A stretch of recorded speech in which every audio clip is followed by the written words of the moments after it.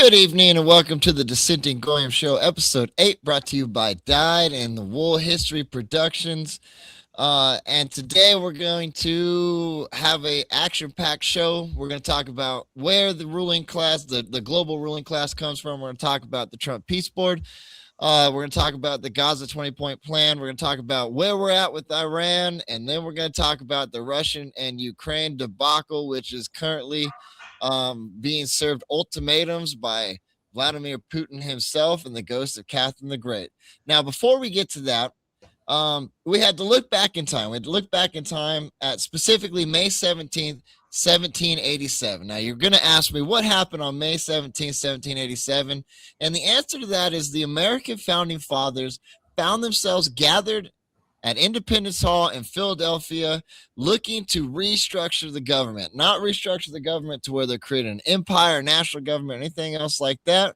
They were restructuring a government to a federal republic that was highly restricted, that would prevent any one person from gathering too much power and essentially bypassing every step of government to get them to where they need to go, right? So that's essentially making sure everything worked together in unison to move forward as one, which worked really well for a long time, better half of a century, not better half of a century, almost a century, until a few things happened.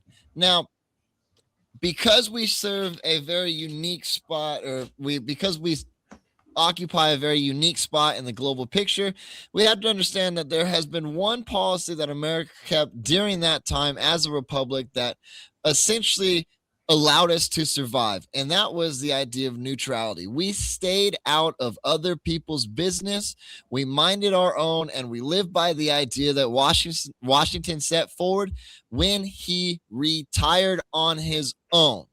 When he said 2 terms, we're good, I don't need to do anything else, I'm done, I'm going to retire to Mount Vernon and live my life out, which he did. A couple years later, he'd die, right? But he said, make sure you have as little political connection as possible.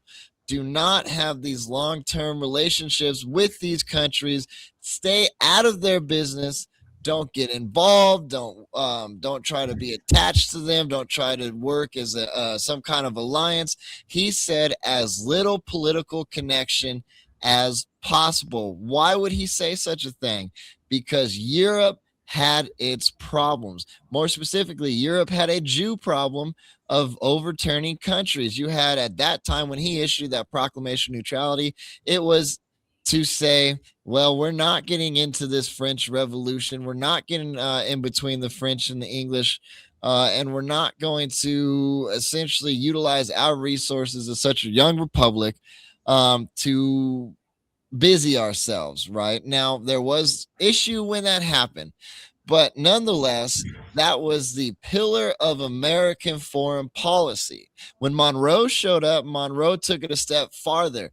Monroe said, this is our hemisphere. You will leave us alone, and we will have a good faith republic. We don't even need you. We will establish the Western Hemisphere that is far stronger than the old world, right? And at that time, Monroe had one person that made sure that happened and held to the old policy that Washington set forward.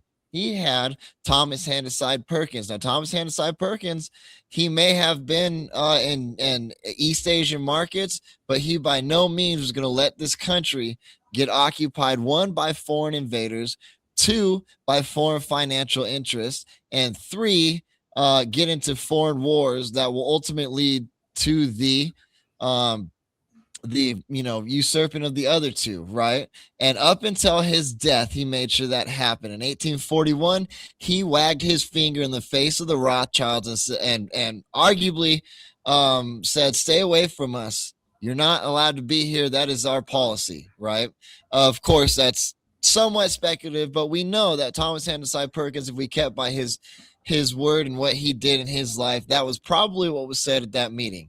And again, 1854, he died, and it threw the country into a panic, and thus the financial interests got a hold of our country. But The point being is, as we look across the globe today and we look at America shifting from that policy to savior of the world, which was, a post 1945 picture of America as history changed. We got involved with foreign powers that went a step further than alliance and treaties.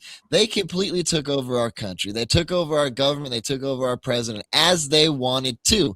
They wanted to sit there and dissolve what they believe is an old world problem, an issue to their power, and that the people of the states, the countries, if sovereignty existed or borders existed, which to them they don't, that was something they didn't want because they don't care what we have to say. They don't care about our opinions. They don't care how we vote. And it's very plain that that is the case now. They don't care about us. Now, the question is, as we have all been asking recently, is who are these people? Right? From first glance, we just see that they're, satanic worshiping pedophiles, and that's been the story. Why? Because they look at the fact that they are Jewish, but then they want to say, this narrative, oh, well, that wasn't Yahweh they were worshiping, that was Baal, and they want to create some kind of ridiculous thing. And the reality of the situation is no, they are Jewish. They may not be like all Jews, but they are definitely Jewish. They are the leaders of that, and they are the Zionist party. And yes, they believe that they are Yahweh's chosen people, not Baal's chosen people, Yahweh's chosen people. Okay. And many of the things that they have done have been modeled in the anger of Yahweh at the beginning of the Old Testament. Okay. The anger of Enlil, the same thing. So I ask this question again. Who are they? What do they want with us? Why can't they leave us alone? Why do we have to look at this war in Iran? And people over time have written books telling us, not just telling us, screaming at us. Henry Ford wrote one that was hated by a lot of people, and now the Henry Ford Henry Ford Foundation is trying to apologize and get themselves out of the situation. Henry Ford, however, never wanted to apologize. He never wanted to say, I want to take that back. He never said, I wanted to lie, because Henry Ford did not. We have a Russian count, Arthur Spiridovich, Sheriff Spiridovich, who said, these are these people. Get rid of them, or your country and your people and your culture and your civilization are gone, right? The old world has left us messages saying, get away from these people. That is why they've been outlawed. That is why they've been exiled. And so when it comes down to it, the group that we're looking at is not just Jewish. They're a Jewish merchant faction. They are a part of a connection between them and, when you had the Reformation, they became the Protestants, Puritans, and they created some kind of alliance, unholy alliance, that decided to take Western European hegemony and remove it from any landed interest, right? So I have here in the studio today James the Elder, who is somewhat of an expert on this topic, at least in the post world. And so to start off what he has to say, John Quincy Adams is the president who gets almost forgotten about. People like to ignore him and what he did. They just talk about the corrupt bargain that was done that got his presidency to where he is. And largely because he wrote a few books himself. These books said there is a Masonic faction that are sacrificing people. They are doing immoral things. They are creating a culture. They are running political parties. They are running this country. They have always done it. And in his diary, when he was a kid, he left us one ginormous nugget that seems to answer all of the questions. He said, everything that's happened in Poland is because of the Jews. James, do you care to elaborate on what he might be saying in that diary? Oh yeah, let's start off in around 1600 or mid 1500s. So Sephardic Jews had been expelled from what's now Portugal and Spain. They established Antwerp and then Amsterdam as a global trading center that absolutely dominated many markets, had a wall of warehouses along the waterfront there, and played an extremely important role in the early development of the colonial empires in South America, Central America, and the East Coast of the United States. So these became sort of like Jewish outposts. So there's a small number of people, but their importance can hardly be overstated.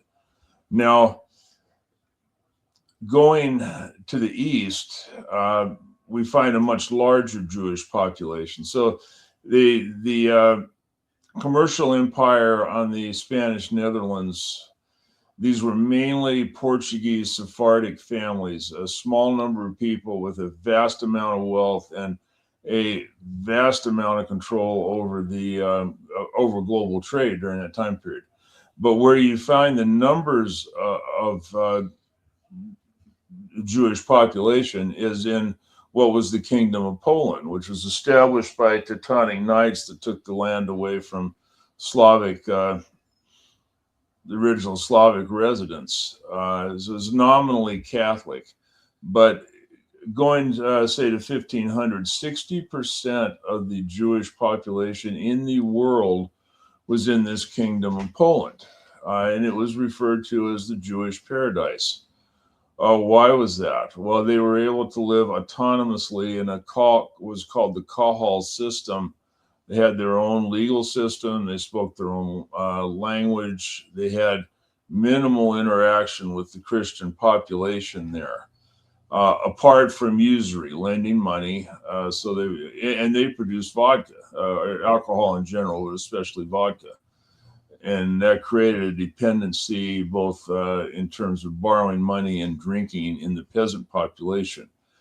Through this time, the distribution of wealth in Poland became more and more concentrated on what was referred to as the magnates, the big estates.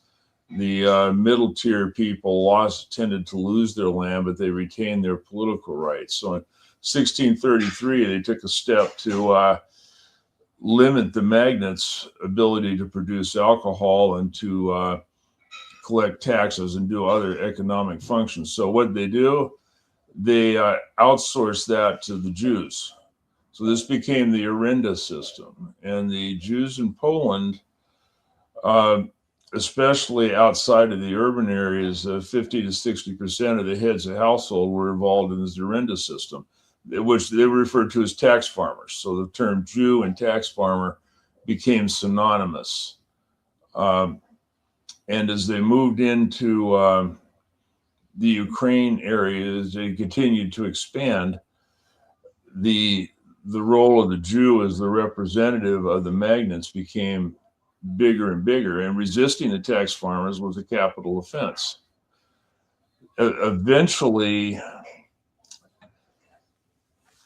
in the late 1600s, the Cossacks were promised citizenship and some relief from the tax farmers in order to support the Polish military. But then the Polish legislature reneged on that promise, and that led to the revolt there, which was called a pogrom. But see, that occurred roughly about 1647. The Cossacks revolted, and in 1648 drove the Jews and the Poles. So the people that were actually in this Russian area were basically the magnates and their Jewish representatives. Drove them out of the area. They killed a whole bunch of them, and that was called the pogrom, and that caused a bit of an Ashkenazi Jewish migration back into the Netherlands. And that's how it all started. That's the fall of Poland, and then Russia, after Poland was essentially became a failed state, uh, inherited most of this, and the civilizational destruction just continued, but with the new host. So, historically speaking, what does that mean for Russia now looking at the Ukraine and Russia war? Well, Poland, the Ukraine was a region between Russia and Europe. Poland had expanded into the Ukraine. They're basically Russian people there, Russian speakers. They're Slavic people. They were Eastern Orthodox. In every respect, they had everything in common with Russians that were somewhat further to the east. It was an invaded land that had some European-ish population in the western part of it. So essentially, everything I said there validates Russia's claim to the Donbass or Crimea and even Odessa and perhaps even further west than that. Okay, so where does that tie in now? Russia has been calling on the Novorussia, which is kind of that region to get rid of what they, I guess, originally was the buffer state, right? Where does that tie in? Okay, so the next step in the development, and this is where Russia died. As Poland collapsed, the carcass was passed or divided amongst the Austro-Hungarian Empire, the Ottoman Empire, which was in its last legs itself, and then Russia. So Russia wound up with about 50% of the world's Jewish population. They had not had any prior to that. Poland had tried to move some of this population into Russia, and they wouldn't take them. Why wouldn't they take them? Well, they were, amongst other things, they didn't produce anything. They worked in trade, finance, usury, and production of alcohol. They also ran inns, which were commonly associated with prostitution. So they don't want them, but now they had them, and then they went about a long process, starting in the late 1700s and going up through the early 1900s, of actually trying to assimilate them using what we call modern liberal concepts. They gave them land. They tried to turn them into farmers. That didn't work. They wound up leasing the land in most cases to the local peasants. So in these areas of what was that then became West Russia, you had a blending of ethnic Russian speakers who were typically peasants, and then the former Jewish tax farmers. And one of the things the Russians strategically tried to do was to keep them separated, to the point where you didn't have an area that had nobody there that actually produced anything. So that was part of the movement restrictions. But they did try to keep the Jewish population from moving eastward. Essentially, none of these things worked. They tried education, which created. So why do you have so many Jewish doctors and lawyers and so forth? Well, principally because of that. They flowed into the Russian educational system, but still, through all of that, not very many of them even eventually learned how to speak the Russian language. And that became a failed effort. The pogroms against the Jews there's no evidence that they were organized by the Tsarist government or even local governments. These were uprisings at a low level, at a peasant level, against their Jewish creditors, and none of that ever improved, leading right up to the revolutions, which eventually became a Jewish revolution against the Tsars, and they ended up winning, of course. Right. But if we peel back again, they have, there's every time they call us up with the Novorussia, or however you say it, that's best I could do, right? Is that they have been saying, well, this is kind of calling on the empire of Catherine the Great. And I know that when Poland collapsed, that would have been right towards the end of Catherine the Great and the beginning of Paul the First, right? Kind of in that awkward moment. And on top of that, they were occupied as well with trying to get, well, essentially going into the American Revolution, which they created the agreements essentially that you keep our ports open and don't bug us. So where I guess where does that story fit in of Catherine the Great's empire? And I know that she was essentially the one that created this idea in the first place to claim this area. Well, yeah, that was the Russian Empire, and it was uh, relatively strong up until the this Jewish assimilation problem. Um, the British used the Ottomans to try to limit their movements so they couldn't expand and get to the Mediterranean, the warm water ports. Um, but Russia essentially fell as the result of the attempt to integrate a population that they didn't originally have and didn't really want. So just a few more questions here.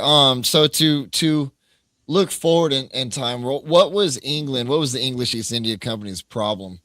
With Russia moving that way, right? Why did they go to great lengths to say, get the Ottomans there? And even now they are funding not just the English. I'm going to say the financial class because they were made up of Jewish merchants and from Amsterdam and in London. What was their problem with Russia? Why is it still a problem to them? No, they always existed outside of the European financial system. They, unfortunately, prior to World War I, their economy grew very rapidly, but it grew largely as the result of massive loans from the French and to the British to some extent, which translated to dependence on the French and British Rothschild banks. They had at one point a treaty agreement with Germany, but in order to keep the financing going, they had to break that. I think it was the Bajojko Treaty, uh, which led to World War I and ultimately led to their destruction. But they were always trying to exist on the outside of the Western financial system, and that played a huge role in why the Cold War happened. They wouldn't submit, and they're not submitting now. Yeah, I was gonna say. So looking at that is sitting outside the financial system, and we've seen people do this, and essentially meet their end. Right? We've seen Germany in World War II. They met their end stepping outside of the financial system, and Russia has managed to continue to stay, with exception to the USSR. They have stayed somewhat close to what they began on, right? What they were founded on, and those principles, especially as the what the as Constantinople fell, right? And so, being outside that system, does that shape kind of where their relationship with China and even Iran stands? It does. Iran was always kind of like a peripheral area to them. So Russia's idea of empire, they are not a multi-ethnic, multi-religious state. They have a dominant ethnicity and dominant religion.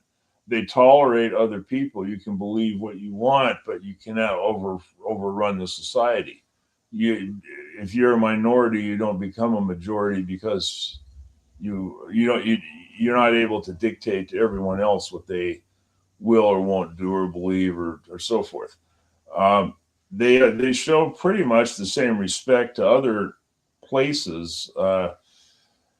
Their relationship with Islam, they could have gone become complete adversaries at one point, but they chose a different path where they sort of live and let live, and then the Confucian society in China is a similar thing. So these do not buy into the Western concept of people simply being economic entities without any history, past, culture, and so forth. Okay. I had a few more, but I think we'll cap it off there. Okay. I appreciate y'all tuning in. I know it was short and sweet, and it was about Russia and the history, and it's just because we got started a little bit later than we wanted to, and had a few few hiccups to restarting. So we will be back next week, and we will finish this conversation, and we will go about talking about again where we are at. I hope you enjoy it. I hope you enjoyed enough to like, share, comment, subscribe, pass it around, tell your friends. This is not a comprehensive history of Russia. This is a darn good one, that elaborated on a few complex topics all in a short period of time. We appreciate you hanging in there. Thank you.